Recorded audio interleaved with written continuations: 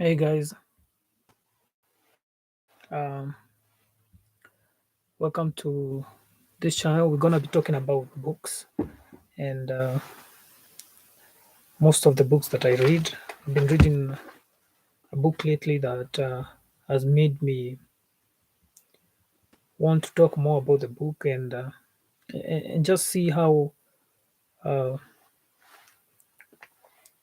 like it gave me a very different view of life.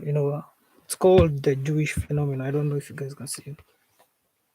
It's called the Jewish phenomenon by Steven Silbiger. It's a 2/8 book, and I've been hearing about Jews for a very long time, like how they own the means of wealth, how they have so much influence in the world, how they have so much power, and how they just get stuff done. Considering they are a small population, uh, they they don't, you know, their land size is a very small uh, area, and yet they control, like, these conspiracy theories use on the banks. They control politics in America. So this book talks about how they do it, how they've always done it for hundreds of years. It wasn't like that, like they were super wealthy. They were just normal people. And when I went through the book, I came to realize they went through like a century of persecution, homelessness and a lot of things, and that made them become very, very different, because everywhere they went, they were looked up like the underdog. So also that made them um, to always stay together. um, as I look through a lot of history, and seeing how um, many tribes and let me just say nations have progressed all many over the years. I came to notice there's one common denominator that separates a very successful nation from a not so successful nation. One of the things I noticed is that for civilization to be very successful, a nation, for example, I'd say like the Jewish, you know, the Japanese, their system of governance and cohesiveness has must needs to have endured like hundreds, if not thousands, if not hundreds of years, of being bombarded by very different, you know, outside forces, maybe invasions and you know, droughts, sicknesses, diseases. And the more the civilization or the tribe endures those kinds of issues, the more it becomes very, very, it brings a bond to this to the civilization. Um, when you look at why some countries or some nations are struggling at the moment and others uh, look organized, I don't want to use developed, because I believe like there's no such thing as a developed country and a not developed country, because I believe like every country is still developing. It's just that we are at a different stage. Even if we look at the countries that we assume are developed, they still have like social issues like crime, poverty, homelessness, and stuff. And the not so developed countries still have their own issues, But when you look at everyone is still developing, it makes it easier to view the world, that, and it doesn't put some countries on a top tier level than others, or sometimes it may, um, but it allows you to accept that the human nature is not perfect. So what I want to say is that the Jewish culture is not.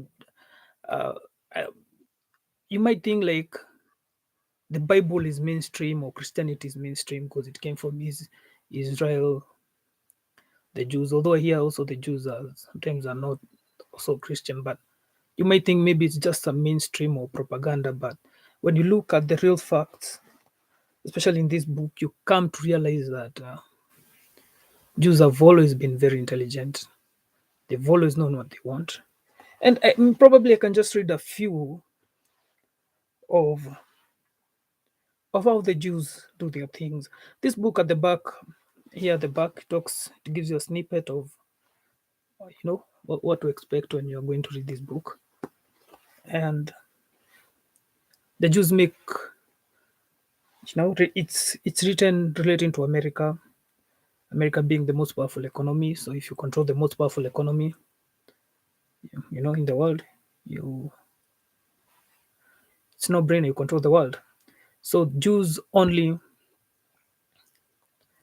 make up 2% of the US population. So the US population is 300 million, then the Jews probably, you know, I'd say they're like almost 10 million, if I'm not wrong. Less than 10 million. Yeah. There could be less than 10 million Jews in America. And it says that Jews make up only 2% of the US population, you know, yet 45% of the top 40 of Forbes. This is a tweet book. It will repeat it, but most of the things in this book are relevant till today. So I found this book very interesting because then today we still talk about the Jews. So this is a 2008 survey, but if you ask me, it's still relevant. So 45% of top 40 of the top 40 of Forbes 400 richest Americans are Jewish. So you can see that 45% of the top 40 400 richest Americans are Jews. One third of American multimillionaires are Jewish. One third. And remember, this is a tribe that's less than 2% of the American population, but a third of all American multimillionaires are Jewish. So it's like they're telling us almost all Jews are Jews are multimillionaires. The percentage of Jewish households, the percentage of Jewish households with an income greater than 50,000 is double that of non-Jews. So again, Jews households have an income mostly even double of the other people, And like America, it's a country that has so many, I'll say, you know, so many tribes. Like we got the British, there we got the Irish, we got the Africans, we got the Red Indians, we got the Asians, But Jews seems to have double of what other tribes have in terms of assets and income. You know, um, 20% of professors at leading universities are Jewish. So these are like, the Harvards and you have the Harvards, the Yale, you know, the Stanfords. 20% of professors are Jewish, and this is a tribe that's less than 2% of 300 million. You know, 40% of partners in leading New York and Washington D.C. law firms are Jewish. 40% of partners in leading New York and Washington D.C. law firms are Jewish. This is also crazy because now it means like Jews understand the law very well. They have most of their people in farms. So it means like, when it comes to knowing, how to circumvent the law, understanding the law, you know, influencing laws, when they are made, Jews seems to be away ahead of the curve. 25% of all American Nobel Peace Prizes winners are Jewish. This I found it crazy. 25, because Jews are like less than 10. I'd say like six. Like let's say like 10, less than 10 million in America, and like 25% of all American Nobel Peace Prize are from these guys. Like, what the hell, you know? And and when I read this book, I realize that Jews have positioned themselves in I'll say in strategic industries, because Jews to seem to be doctors, accountants, engineers, and those fundamental careers that you can't live without. And when you read this book, you start to realize that this has not started now. It started way back. Because as I was reading, I came to realize even when they were in Europe, the Jews were dentists. They were the accountants. They were the lawyers. And that was like 200 years ago, 300 years ago. But they had already started positioning themselves in the skill based, like in a very skill based system, in terms of, even if there's war, or because they were used to war persecution, they used to position themselves with skills that even if something happened, they can go and start their lives somewhere else, and still continue with their own work. And another thing also, apart from them going to the high value careers, they are very, very open minded into going into business, and business is encouraged from like when you're young. And I came to realize that the Jews, most people believe that money is the root of all evil, but I came to realize that Jews see life very differently. I don't know, maybe if they're Jews, maybe they can try and comment there and tell me how you think, because I came to realize that most of them actually, they embrace money, they embrace wealth. They are very religious. I'll repeat to that, but their religion doesn't interfere. But their religion doesn't interfere with how they do things in life, most especially when making money. They believe that you can't be serving God and you're poor. You also need some finance and stuff. So I can start with the probably with the introduction, and then you guys can understand. Like here it talks about. Oh my God, the book is. I think I'm opening. So I'm opening it too much, so it's getting a tear. I think I'll just open it straight. So, like the book says, like Steven Spielberg, Ralph Lauren, and Sergey Brin, and Michael Dell, they're all Jewish. Those three, they're all Jewish. They're all fabulous wealthy. Three characteristics of a successful Jews. They embody as characteristics of a successful Jew in America today. And these are just a few people of them. They're not all of them. It's no accident that Jews in America as a group are the wealthiest ethnic group in America. But the factors that work together to create Jewish wealth, which I identify in this book, can be applied to individual and groups from any background. So the person who authored this book is trying to share why and how you can do to become successful as Jews. But I'm not here to tell this is not like a promotion how to be successful and stuff.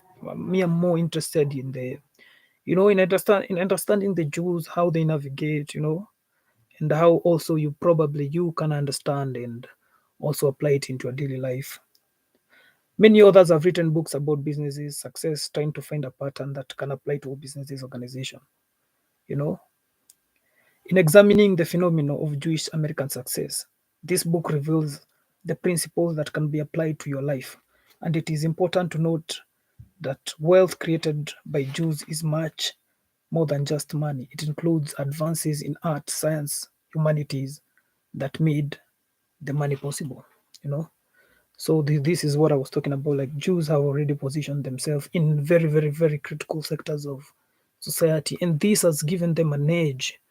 You know, in dominating these sectors, in being the number one. You know, and this is very admirable. You know, this even got me wanting to travel to Israel. I've never been to Israel, but this made me like really want to travel to Israel. You know, I've always known Israel to be very good in military and in military. You know, in farming, they are the best, one of the best. You know, even when you buy, these industrial seeds for farming, some of them come from Israel. They are good in like arid farming because it's a desert. So the more you read the book, you understand it's not by luck. They have a plan and they know what they are doing. The easy temptation is just to offer a laundry list of Jews and their achievements, a hall of fame of Nobel Prize winners, musicians, artists, a parade of business leaders, movie moguls, educators, journalists, entertainers who have influenced the American scene. You know? Yet, in search for a deeper answer to the question, a theory that might explain the contribution of people as diverse as Howard Stern and Albert Einstein. Howard Stern is a media person, and Albert Einstein, we all know Albert Einstein, he was also Jewish, and even people like say, if you're smart, they try to say like, you are you Einstein? Smartness is is is welded together with Einstein. So even the word smart, if you use are you Einstein, someone will understand what you're trying to mean. In the literature, a silence in the literature about Judaism and American life. The 7 keys described in this book bring the silence to an end. So that's what they try to show in this book. The 7 ways of a tribe, the 7 ways in which a tribe or a nation or a people can try to do to ensure that they have enduring wealth. So one of the issues I came to notice is that this book is there's a risk also that the Jewish population is in decline because American being a free society, most of them are marrying Gentiles. Gentiles, I'd say they are non-Jews, and to them that's a risk because they're losing the Jewishness and the culture, and they're saying that the Jewish community might be half by 2050. So that's one of the risks that the Jewish community is afraid of, since to them the culture is very important to preserve, and they need to preserve this culture because when you go through this book, you realize that you just don't wake up and you start thinking like a Jew. You have to be brought up in a family that has that kind of system. If you're a kid, the father was born in that kind of system, and the grandfather was born in that kind of system, and then goes back and back and back and back to if not thousands, hundreds of years, so that you have that kind of, I don't want to say brainwash, but like you have that kind of thinking, like when you do things, you do it like a Jew. If you invest like a Jew. Um, I'd read here. Uh, it is important to note that also Jews are very, very critical of, because they write here like, due to profiling and everything that they've gone through, they are very critical of how people perceive them, uh, and they don't like to be, like here they are saying there was an IQ test carried in 1994 that was trying to examine why the Jewish passion is so different, and this IQ test was,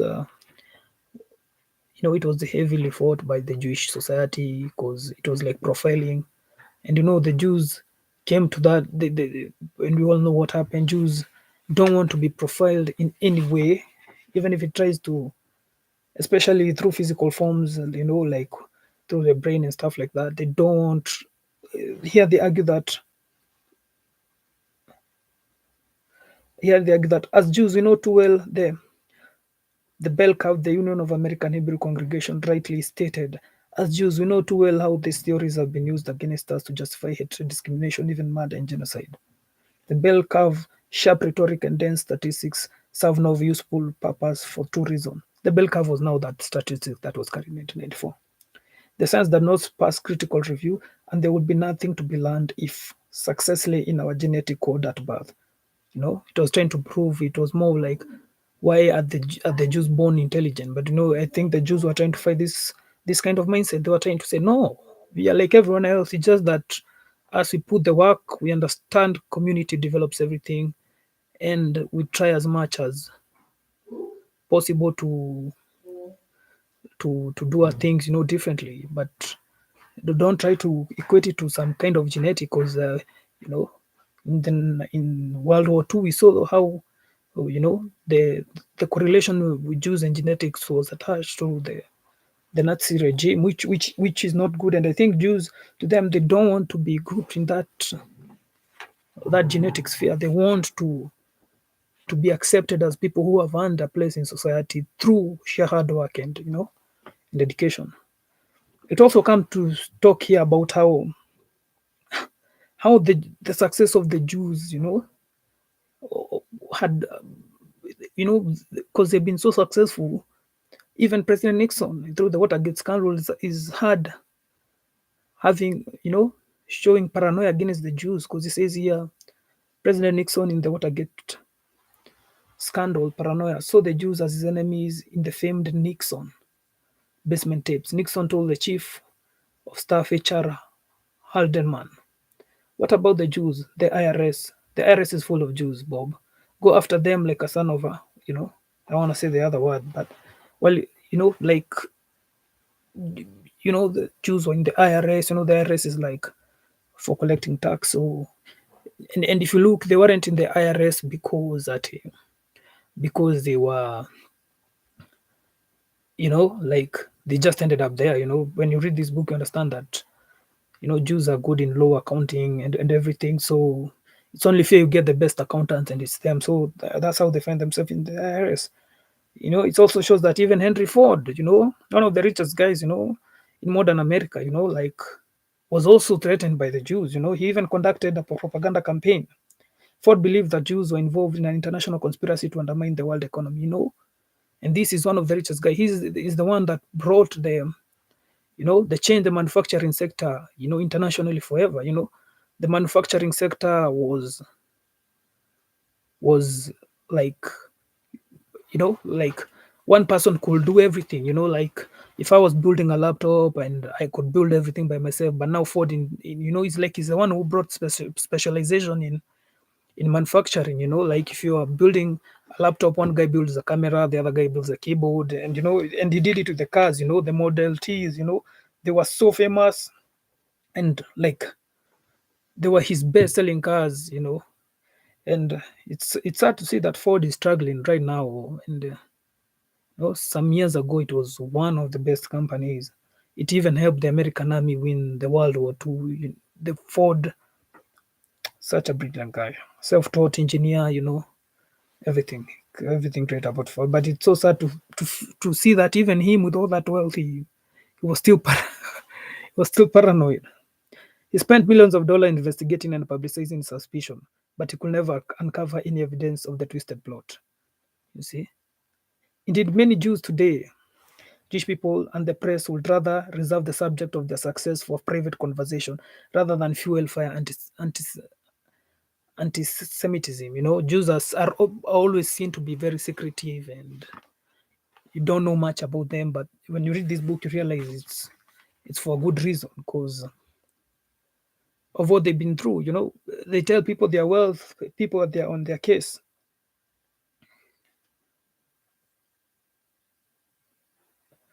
older Jewish Americans in particular have downplayed their success and their Judaism in an effort to avoid unwanted attention and possible trouble. But in recent years, the Jewish community has become less reluctant to trumpet its accomplishment. In Shumzin, and one thing I noticed, Jews have these like the names Schoensteiger, like Shumzin, the private conversation of American Jews. Younger American Jews express opinion that we debase ourselves when we hide our achievements out of fear of what Gentiles think.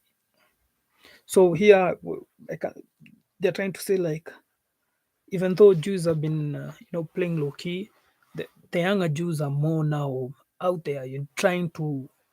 They are not afraid to show their wealth and their success. And also, I think this is because the world of 70 years ago is not the world of today. As you can see, everyone doesn't. There's so much freedom and for people to do what they want and do many things. So this is just a snippet of this book. I did find it very interesting and very informative, and I think I'll be sharing it with you guys. You can leave a comment there. Tell me how you feel about the book. How if you want me to read another book. I'll also be sharing my views on certain things, not just books, articles. Sometimes in politics and other topics. I don't want this channel to be specifically on just books. I want it to be diverse, and we can talk more and see how it goes. Thank you guys. See you later.